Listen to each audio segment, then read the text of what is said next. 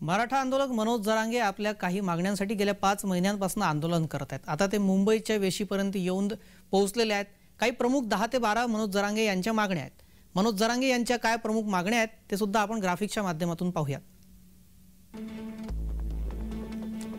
नोंद सापडणाऱ्यांच्या सोयऱ्यांनाही सरसकट प्रमाणपत्र द्या ही जरांगेंची मागणी आहे।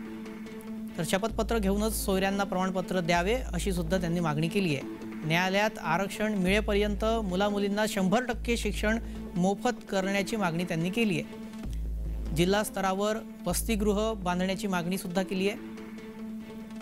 आरक्षण मिळेपर्यंत सरकारी नोकर भरती करू नका असं सुद्धा त्यांनी म्हटलंय। भरती केल्यास मराठा आरक्षणाच्या जागा राखीव ठेवण्याची मागणी केली आहे। अंतरवालीसह राज्यातील सर्व मराठा आंदोलकांवर जे गुन्हे दाखल आहेत ते मागे घेण्याची मागणी आहे। SEBC अंतर्गत 2014च्या ज्या नियुक्त्या आहेत त्या त्वरित द्या ही सुद्धा मागणी आहे। वर्ग 1 आणि 2 आणि पोलीस उपनिरीक्षक पदाच्या नियुक्त्या करण्याची मागणी केली आहे।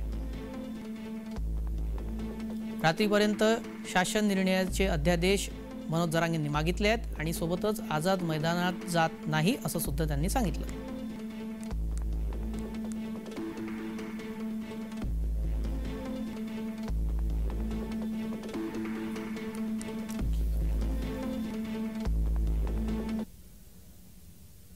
मनोज जरांगे आपल्या काही प्रमुख 10 ते 12 मागण्यांसाठी आंदोलन करतायत आणि ते आता मुंबईपर्यंत येऊन पोहोचले आहेत। काय त्यांच्या मागण्या आहेत ते सुद्धा ग्राफिक्सच्या माध्यमातून पाहूयात। नोंद सापडणाऱ्यांच्या सोयऱ्यांनाही सरसकट प्रमाणपत्र देण्याची मागणी आहे। शपथपत्र घेऊनच सोयऱ्यांना प्रमाणपत्र देण्यात यावे। न्यायालयात आरक्षण मिळेपर्यंत मुलामुलींना 100% मोफत शिक्षण मिळावं। जिल्हा स्तरावर वसतिगृह बांधण्यात यावे। आरक्षण मिळेपर्यंत सरकारी नोकर भरती करू नका अशी सुद्धा त्यांनी मागणी केली आहे। भरती जर केलीच तर मराठा आरक्षणाच्या जागा राखीव ठेवण्याची मागणी केली आहे। अंतरवालीसह राज्यातील सर्व मराठा आंदोलकांवरील गुन्हे मागे घेण्याची मागणी केली आहे।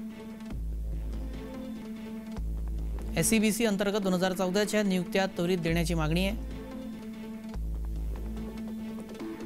वर्ग 1 आणि 2 आणि पोलीस उपनिरीक्षक पदाच्या नियुक्त्या द्या ही मागणी जरांगेंनी केली आहे।